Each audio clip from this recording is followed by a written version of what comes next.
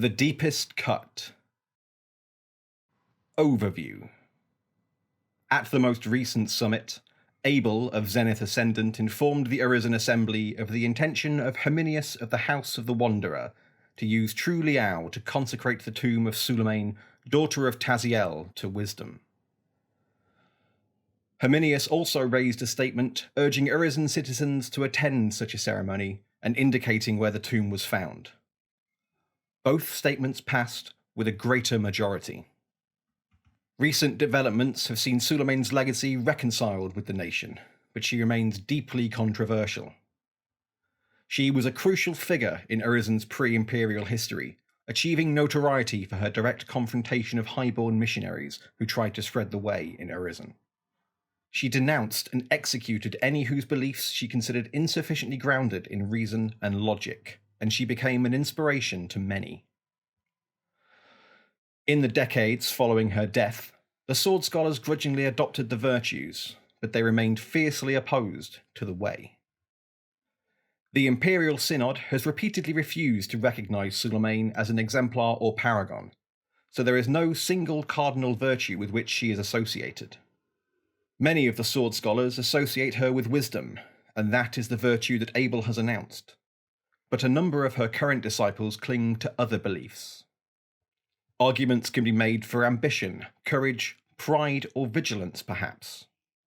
But there are followers of the first Sword Scholar who espouse other paths. It is not clear if it is even legal to create an inspirational tomb for Suleiman.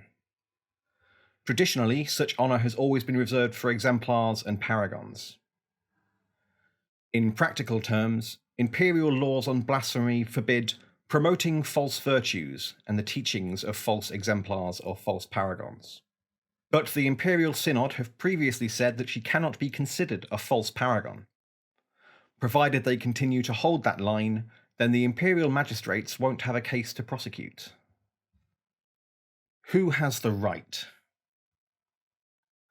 The easiest route to create an inspirational tomb for an exemplar or paragon is for a statement of principle supporting the effort to be passed by the relevant Virtue Assembly. The Assembly of Loyalty might raise the issue of using True Liao to memorialise the memory of a recognised exemplar of loyalty, like bolstering Bill. This instance is more complicated because Suleiman is not an exemplar or a paragon. Her followers say that she taught and practised widely on the virtue of wisdom. But that claim has never been fully approved by the Imperial Synod with a formal judgment of recognition. In theory, that makes it impossible for any Virtue Assembly to pass an effective statement calling for the creation of an inspirational memorial. By process of elimination, that would mean that the General Assembly alone could muster sufficient moral authority to ensure the public recognition needed to create an effective memorial for the Paragon of Blades. But unless the Synod changes their mind after 5 centuries of rejecting the notion that Suleiman was an exemplar or paragon, that too will prove impossible. Suleiman dedicated her life to fighting for a vision of Urizen that was unencumbered by the way. Her followers have worked tirelessly for years to undermine the authority of the Synod and rid Urizen of what Suleiman denounced as the pernicious influence of a foreign religion. She is the single most prominent critic of the Imperial Synod and the General Assembly that anyone can recall. It was barely 2 years ago that the General Assembly publicly condemned Suleiman and her followers in the strongest possible terms. It would undermine the General Assembly if they now alter course to elevate the one figure in Imperial history who more than anybody else epitomises open hostility to the moral authority of the Synod. Normally, a National Assembly would not have the requisite moral authority across the Empire to create an effective inspirational tomb. The influence of the Sword Scholars has been growing in recent times, with developments in the League, but she is still a little-known figure outside of Urizen and Highguard. Monks and friars and the Marchers who are pursuing wisdom are unlikely to make a pilgrimage across the Empire to visit Suleiman's tomb, no matter how much the Urizen Assembly lauds her. Without the recognition that the status of exemplar would provide, the influence of Suleiman will always be limited in scope. However, while Suleiman might not be well known in Wintermark, or even her original home in the Brass Coast, she is a pivotal figure in Urizen's history. Because of her singular status as a uniquely national figure, one who identified completely with the nation of Urizen and utterly rejected the Way, the Urizen National Assembly could choose to endorse an effective mandate to create an inspirational tomb for her if they so wish. With the backing of Urizen priests, such a site would see a regular stream of visitors, from the fanatical to the merely curious. Suleiman's legacy would be preserved as permanently as the aura that supported it, inspiring a new generation of Urizen to take up the fight against the Imperial Synod. Where the body lies. Creating an inspirational tomb for Suleiman means no statement of principle or mandate from the General Assembly, the Assembly of Nine, or the Virtue Assemblies will affect Urizen ever again. Statements of principle by the Urizen Assembly will only affect Urizen if they achieve a greater majority and are completely unanimous. When the Synod indicated that it wished to create an inspirational memorial to Adalmar the Lion, the civil service were able to identify 3 viable sites that would be most effective. In theory, a memorial can be placed anywhere, but in practice, it needs to be a site that has a strong historical connection to the figure's life. The nature of that connection between the exemplar and the site chosen can have a big impact on the way visitors perceive them. In this case, however, it is very clear that Herminius and his fellow sword scholars have already identified the single most suitable location for an inspirational tomb. It is often incredibly difficult to locate the final resting place of an ancient historical figure, but the civil service have examined the area magically, and all the evidence suggests that Herminius is right, and that Suleiman was buried at this very spot. Given that connection, given that her soul came to rest here, there can be no question that this is the single most powerful connection with Suleiman that still endures. There is no sign that any part of the Paragon of Blades still lingers here, but there are at least 2 ghosts of her followers who do still haunt the area. That means that in addition to experiencing the powerful aura, visitors to the tomb may come face to face with those who actually fought alongside her in her battles against the Highborn. As a consequence, consecrating this site as an inspirational tomb to Suleiman will have a dramatic impact. In the past, when the Urizen Assembly have encouraged the virtuous to take inspiration from the life led by Suleiman, it has led to priests in the nation openly challenging the edicts of the Synod and interrogating priests looking to spread the Synod's mandates. These efforts made it more difficult for the Synod to enact its will. Creating an inspirational tomb for Suleiman, a place where the virtuous could go to meditate while contemplating the life and works of the first sword scholar, would create an immovable object that would ensure that Urizen was fundamentally freed of the influence of the Imperial Synod. These effects would be permanent, at least for as long as the aura in the tomb remained intact. If that happens, no matter which virtue is chosen, then no statement of principle or mandate that is passed by the General Assembly, the Assembly of Nine, or the Virtue Assemblies will affect Urizen ever again. The Questors and Sword Scholars will not spare the Urizen Assembly, for Suleiman's most dedicated followers are no hypocrites. Their priests may have slightly more influence, but everyone who tries to offer guidance to their fellow citizens will face the same relentless questioning. No statement of principle passed by the Urizen Assembly will lead to opportunities unless it passes with a greater majority and is completely unanimous.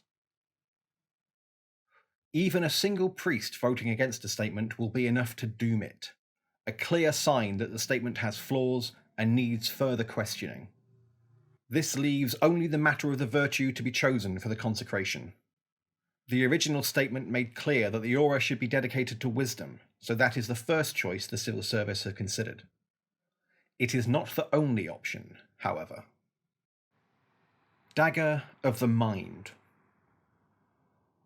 Consecrating the tomb to wisdom will cause a flowering of philosophy throughout Urizen. The Arbiter of the Four Winds would gain the ability to oppose a single Synod mandate each season. Stories agree that Suleiman constantly encouraged independent thinking and the importance of never accepting the answers or limitations imposed by others. Many of her followers claim that this clearly demonstrates the virtue of wisdom.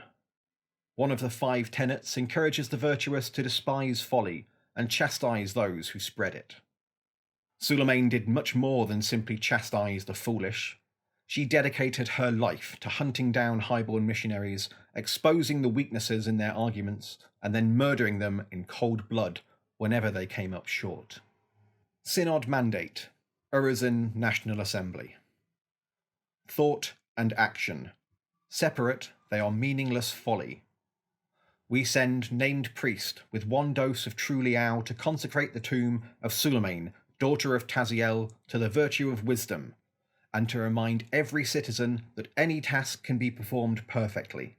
To doubt this is to fail before you have even begun. If this mandate is enacted, then the inspiration provided by the tomb consecrated to wisdom will bring a renewed flowering of interest in every branch of philosophy, especially ethics and moral reasoning. It would lead to a blossoming of new ideas as people seek out alternatives to the ideas prescribed by the doctrines of the Way. More Urizen would take an interest in philosophy, ethics and religion to the point where the nation comes to rival Highguard for the importance placed on such issues. But where the Highborn stress the importance of orthodox devotion to the Way in helping keep the Empire unified with a common purpose, Suleiman's example would encourage Urizen to take heterodox approaches in all things. The consecration would also empower those sword scholars who seek to actively oppose the influence of the Imperial Synod in Urizen and elsewhere. As a result of the strong backing for the Arbiter of the Four Winds, that position would gain the ability to oppose a single Synod mandate each season. The Arbiter would be able to submit a single mandate to the Urizen Assembly, calling on sword scholars and other priests to oppose another mandate. The mandate would need to use the following wording. Synod Mandate, Urizen National Assembly. Test what you learn. Only fools accept hearsay as truth. We send the Arbiter of the Four Winds with X doses of liao to encourage every priest to challenge Synod Judgment XX. If the mandate were enacted, then sword scholars would support the Arbiter in challenging the other mandate described in the judgment. The Arbiter would need to provide the same amount of liao as the original mandate required, and obviously the Arbiter's judgment would need to pass the Synod with a greater majority and be without opposition. If that happened, then the original judgment called out by the Arbiter would be impossible to enact, its progress impeded everywhere by the challenging interrogation of the sword scholars. Many steps on the way. The Urizen Assembly could consecrate the tomb to ambition, courage, pride, or vigilance. The prognosticators cannot be certain what the effects would be. Wisdom is not the only virtue associated with Suleiman. The Paragon of Blades despised the Way, seeing it as an existential threat that would undermine Urizen's commitment to reason and enlightenment. She sought out the highborn missionaries to expose the falsehoods she believed they spread in their wake, claiming that revelation was a poison that infested the mind. She dedicated her life to rooting out this poison wherever it put down roots. Thus, some claim that her fight to defend Urizen against the Way exemplified the virtue of vigilance. Others have argued that the Paragon of Blades exemplified courage. She took the fight to the priests who came to spread the Way, determined to oppose them in every way with words as well as swords. She refused to deviate from the path, hewing to the course she had chosen no matter the adversity she faced. She was a peerless warrior who cleaved to what she believed to be true, even while others urged her to doubt. Other scholars have claimed that it was pride that drove Suleiman to oppose the Way, saying it was the love of Urizen and its traditions that make her an inspiring figure. That a woman born on the Brass Coast might prize Urizen so highly could only happen because of the pride she felt in her adoptive homeland. She proclaimed her commitment to her arete in every debate and duel she took part in. She executed those she defeated because she despised the half-hearted, those who pretend to a great wisdom they do not possess. The tomb could also be consecrated to ambition. That Suleiman ultimately failed to prevent the Highborn bringing the Way to Urizen is a testament to how extraordinary the challenge facing her was. She tried to fell the forest one tree at a time, seeking to stop the missionaries by opposing them personally. She understood it was better to try and fail than not to try at all, and it is eminently clear from her writings that she never wavered in the belief that her goal was beyond her grasp. Any Urizen priest could submit an alternative mandate calling on the Urizen Assembly to consecrate the tomb to one of these 4 virtues. If that mandate passed with a greater majority, then it would have significant effect. In each case, Urizen would be permanently shifted beyond the Synod's influence as outlined above. In addition, the civil service prognosticators are confident that there would be additional effects comparable with the benefits outlined for wisdom, but they cannot be certain exactly what they would be. Interred with their bones. Consecrating the tomb to hate would enable Urizen to raise a second army. It would reduce the number of magicians contributing to the Doyen of the Spires, lowering the effective rate of codification to 3 ranks per territory. Suleiman was an implacable enemy of the highborn missionaries who sought to spread the way in Urizen, hunting them down, challenging them, and executing them whenever the opportunity presented itself. She could have chosen to oppose them with words alone, challenging them to debate their philosophy. Instead, she chose to execute any who she felt could not fully justify their faith. There are a handful of followers of Suleiman whose names are linked to spiritual forces outside the 7 virtues of the Way. Such individuals are wise enough not to make the journey to Anvil. The sword scholars may have been reconciled with wider Urizen society, but these scholars well understand how their perspective is viewed by the Empire. One such priest, Severus of the Blinding Sun, is a peripatetic sword scholar who travels around Peregro in Morrow. According to the civil service records, he has not visited Anvil in over 2 decades. He is not misanthropic. People who have spoken with him have commented that he is personable enough. However, his objection to the Synod and opposition to the influence of the Empire on Urizen is completely implacable. When news of Herminius' statement reaches the aging scholar, he makes an offer to provide Urizen with the capability to consecrate the inspirational tomb to a virtue outside the 7 virtues of the Way. Of course, many will reject such an offer as a violation of the Way, but Severus is unflinching. He argues that Suleiman despised the Way and utterly rejected the dogma of the highborn priests who tried to spread it. She would never have allowed her access to the virtues to be curtailed by imperial law and the doctrines of the faith, so why should her followers? Synod Mandate, Urizen National Assembly. Tolerance is the crack in the foundation of a strong society. We send named priest with a dose of true liao to consecrate the tomb of the paragon of blades to the virtue of inviolate perfection, to remind Urizen that mercy is weakness. To be without mercy is to be without limits. If this mandate is enacted, it will remind every Urizen that Suleiman was first and foremost a warrior who fought for the things she believed in, and who opposed every threat to Urizen with ruthless force. She taught her followers that mercy was a weakness and pity an illusion. Modern sword scholars have largely set aside Suleiman's methods, preferring to focus on the way she would challenge and debate those she encountered to test the wisdom of their beliefs. Consecrating the tomb to hate would remind everyone of the less savoury elements of Suleiman's personal history. That she did much more than just challenge priests to defend their views, she challenged them to defend their lives. Her followers would be reminded of her ferocious commitment to arete in battle, and the will to use it against any threat, no matter its nature. The nation would see a flowering of independent thinking, a rejection of the benefits of the union with the Empire, with sword scholars pointing to Suleiman's uncompromising hostility for any outside influence. Those who meditated at the tomb would feel driven to ensure that Urizen sought a new future, one free of the constraints and limitations imposed by other nations. People will be motivated to take up the sword, just as Suleiman did, and seek to combat any force that seeks to hold the nation back. Peaceful discussion will be discarded in favour of armed opposition, as each individual seeks to confront the challenges facing the nation and strive to keep it pure. It would become possible for Urizen to raise a second army, one of sword scholars inspired by Suleiman's legacy. It would require 200 wains of mithril and 50 thrones, and take a year to complete, as normal. but there would be enough sword scholars to sustain an entire armed force to rival the Citadel Guard. It is not clear what quality the new army might possess, but one feature it would definitely have is an abiding dislike for the Empire and its influence over Urizen. This might not be a problem provided the general was a sword scholar chosen by the senators of Urizen, but it would be impossible for a general appointed by the Imperial Senate to issue any orders to the army.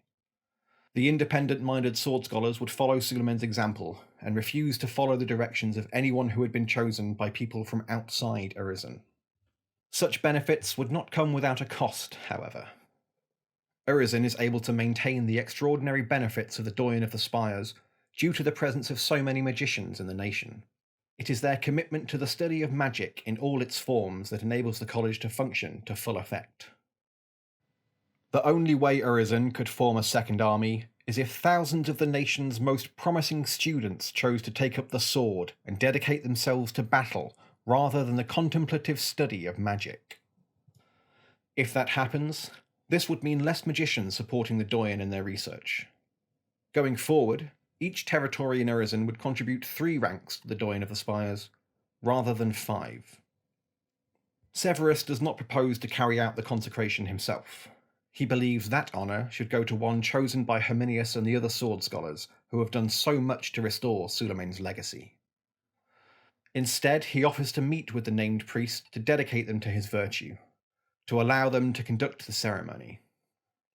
There is no question of him coming to Anvil, but he has sent correspondence to a few prominent sword scholars to let them know where they might find him if they choose to. A small group of priests could use that information to meet with Severus if they were so inclined. This is the only way anyone is ever likely to meet the old priest. There are absolutely no circumstances of any kind at all under which he would acknowledge the authority of the Imperial Synod, nor accede to any summons issued by them. Make their wills their law. The Imperial Synod has limited ability to oppose the consecration. The General Assembly of the Imperial Synod have limited ability to influence Urizen directly, partly because of the enduring opposition of the sword scholars. They could raise a statement of principle attempting to address the situation, but if the Urizen National Assembly chooses to proceed with the consecration, then it will be too late for any statement by the General Assembly or any other assembly to intervene. Whether or not this consecration proceeds, and how, is now a matter for the Urizen Assembly, and is beyond the ability of any other assembly to influence the support for that decision directly. There are 2 steps the Synod could take that would have significant impact. They could reverse their earlier judgment and declare that Suleiman is a false paragon. This would enable them to use a judgment of sanction to condemn as blasphemy any attempt to use True Liao to consecrate an inspirational tomb to someone the Synod has repeatedly said is not an exemplar or paragon. That would mean that any priests involved with a consecration would come to the attention of the imperial magistrates, who would try to investigate the act as a potential crime. Whether that will stop anyone remains to be seen. It most certainly would not have stopped Suleiman, daughter of Taziel. The other option would be to send a priest with True Liao to remove the aura on Suleiman's tomb. That would be expensive. It would require a second dose of True Liao to remove the aura created by the first. It would also be physically difficult. The sword scholars in Morrow would almost certainly move to oppose such an action. Some of them would confine their resistance to verbal opposition to the Synod, but nobody thinks that is how Suleiman Taziel would have responded. Given the number of sword scholars in the area, the Imperial Synod would have to arrange for an Imperial army to accompany the priests, with explicit orders to escort them to the tomb, otherwise the attempt would fail. While in theory the logical choice for such an action might be the Citadel Guard, the feud between the Sentinels and Suleiman's followers has existed for the best part of 5 centuries. Sending Sentinels to ensure the desecration of the tomb of the first sword scholar would be incendiary, as a repetition of the events that saw the sword scholars driven underground in the first place.